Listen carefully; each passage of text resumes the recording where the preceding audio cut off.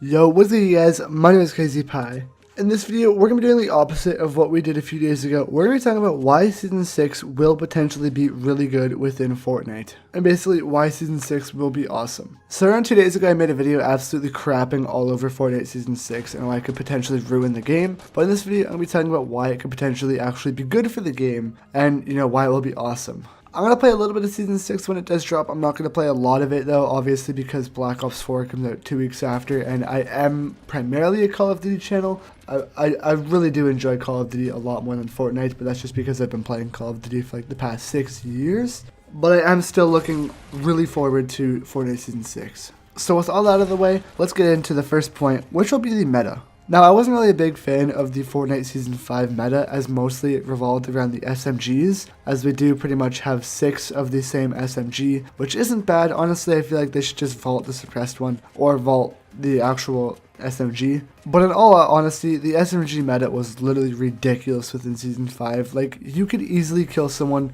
way faster with just an SMG than you could with like an AR or like a shotgun. Which made things like the tactical shotgun really useless because, it could just... You would be able to kill someone faster with an SMG than you could while shooting a tac shotgun. The current meta is kind of how it was back in Season 4 as well as the previous seasons, which was, not double pumping, but you could actually shoot a pump or shoot a heavy shotgun. Or now, as we did the double barrel, you could shoot that, hit the enemy, and then immediately switch to another shotgun, like the tactical, which was ridiculously overpowered. But now we have it that's kind of the same, but it's not as overpowered as we have, there's more skill involved to this one, as there's not as much, aim assist that you can do, because obviously you have to try and hit the head. But for this meta, we have it so you can use the shotgun, like the pump, the heavy, or the double barrel. But then instead of using another shotgun, you would switch to like an SMG. Which, hey, it's still pretty overpowered because, the gray SMG is still ridiculously overpowered if you use that, because if you are semi-good at the game, you could aim for the head. But then again, it's not as easy to use as, the other one was, which is shotgun.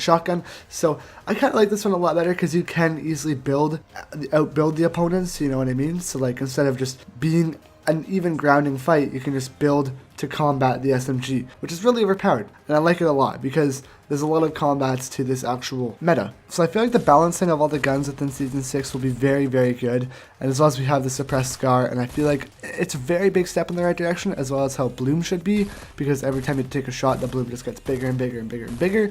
So honestly, I feel like that they'd make more weapons like this and make the spray weapons like the suppressed scar, then I feel like Season 6 will have a very balanced set of weapons. Also, if they hint vault one of the submachine guns, because we have 6 of the exact same one. Just 3 of them have a suppressor. The next point I want to talk about here is going to be that the rifts are going to go away. And this could either be seen as a good thing or a bad thing. Obviously, most people are going to be saying it's a bad thing. I mean, obviously, it could be seen as a bad thing because they are a good way of transport. But if you think of it logically, we had the hop rocks, aka the crack rocks, within Season 4. Which basically acted as if you can get like an absolutely insane jumping ability, which it was pretty cool for movement around the map, but they went away obviously as Season 5 came out, and then we had the rifts, which are basically you can jump into them and you spawn in the sky and you can put your glider. Well, just like Season 4, I have a feeling the rifts are going to be going away, which means we'll probably get something really cool within the next season, which is why it's a good thing. Obviously, the bad thing is that the rifts will go away, but the good thing is that we could potentially see something really, really cool pertaining to this new season. We have no clue what it is yet, but we did see 2 images, which one was a DJ. The next one was a cowboy, so who knows, maybe we could see some mounted horses, because it says saddle up in the caption of the newest image. I don't feel like I should show it because I have a feeling everyone's seen it, as if I go and check Fortnite's Instagram here, which is absolutely blowing up, this new saddle up image only came out 3 hours ago, and it already has 1.16 million likes. So I mean, pretty sure most people that are watching this video have seen it. Let's be honest here. Who knows? We might be able to see some mounts like horses or something like that. Or maybe if it is dinosaur themed, like a pterodactyl that you can ride around in the sky. I don't even know, but we might be able to get some more air transport and some really cool things within this next season pertaining to the transport system. Now the next thing I want to talk about, and probably one of the coolest things I want to talk about, is the skins. We'll potentially be seeing a llama skin, and we will potentially be seeing a cowgirl skin as you know, obviously these were the 2 leaked images, but we also could potentially be seeing some back blings in the form of hats. Now I don't mean actual back blings, we'll still have back blings, but what was actually leaked within the game files a couple weeks ago were actual interchangeable hats that you can put on your character. If this does come true and we do get a hat section, that would be super cool, because obviously one of my favorite things in this game is the clown skin. I really like the clown skin. I really like this mask that you can put on, and if you can put on like the clown skin mask onto like an Omega or something, who knows, I think it would just be super cool, and that would be that. But one big thing that we will potentially be seeing with most, and if not all of the skins, obviously not all, but most of the skins will actually be customizable and pick your own type of skin, which we've seen this before. We've seen this with the Carbide, we've seen this with the Omega, the Visitor. What else? We've seen this with the Tomato Head skin. We've also seen this with the Clown skin, because it's my favorite skin.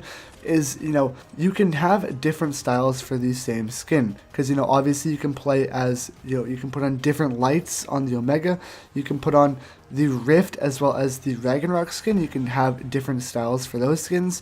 The Tomato Head skin, you can have just the regular Tomato Head, or you can have the funky head of the tomato skin with like the tongs and the crown. And then obviously with the clown, you can either put on the clown mask, or you can just put on the regular, you know, clown skin. So in Fortnite Season 6, we'll probably be seeing a ton more of these things, which in my opinion will be super cool. The next one I want to talk about is just the weekly updates, and honestly I feel like it could be good because weekly updates obviously in the game are super good, but then again Epic Games has done this for most of their games, so that'll keep the game replayability, you know, obviously higher than normal, and hopefully Season 6 does do well. These are honestly the 3-ish points I want to talk about here. Obviously I did it in a 4th by talking about the replayability, but that's been in the game for a while, so I feel like Season 6 will be good, but this is just a part 2 to a video that I have made a few days ago.